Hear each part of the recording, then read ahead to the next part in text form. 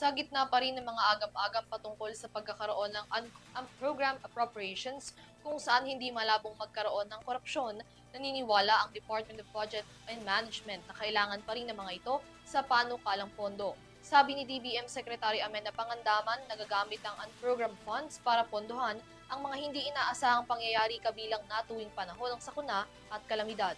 Ang iba pang detalye sa report na ito.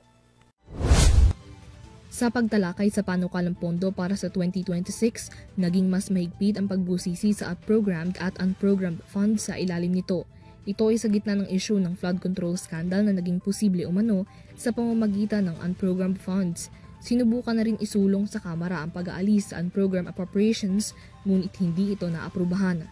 Unprogrammed funds ang mga pondong wala pang partikular na paglalaanan sa panahong maaprubahan ang national budget at mapapangalanan lamang kapag kailangan ng i-release o kapag may paggagamitan na. Depende ng Department of Budget and Management, isang halimbawa kung kailan nagagamit ang unprogrammed funds ay tuwing mayroong sakuna sa bansa. Inilarawan ni DBM Secretary Amenna Pangandaman ang unprogrammed appropriations bilang financial lifeline ng gobyerno sa gitna ng mga sakuna at kalamidad dahil ito ang pangunahing pinagkukunan ng pondo para sa mabilis na disaster response.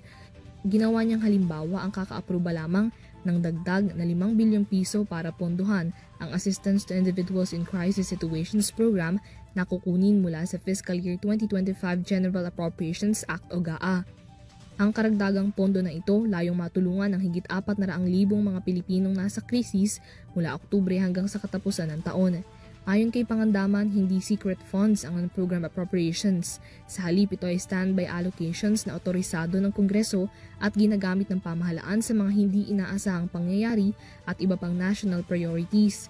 Ilan pa niya sa mga sinusuportahan ng unprogrammed funds ay ang assistance para sa mga magsasaka, AICS at food stamp program ng DSWD, education subsidies, health infrastructures, renewable energy at modernisasyon ng national defense.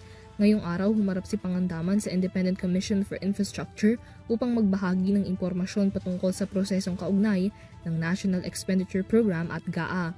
Dito ipaliliwanag ng kalihim ang paglalabas ng unprogrammed appropriations maging ang mga request at proposals para mapasama sa NEP.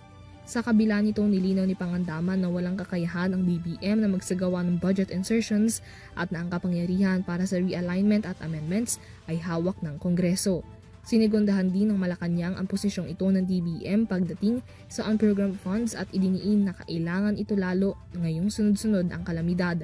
Ayon kay Palace Press Officer Undersecretary Claire Castro, sa unprogrammed funds nakatakdang hugutin ang dagdag na calamity response funding bilang tinatamaan na ang pondo ng NDRRMC dahil sa magkakasunod na sakuna. Naiintindihan din umano ni Castro ang mga agam-agam patungkol sa unprogrammed appropriations, ngunit hindi hahayaan ng Pangulo na mawaldas lamang sa wala ang pondo. Tandaan po natin, kahit po ito ay nasa unprogrammed appropriations, iingatan po ang budget na to at hindi naman po agad ito mailalabas para katakutan nila at sasabihin magiging pork barrel lamang.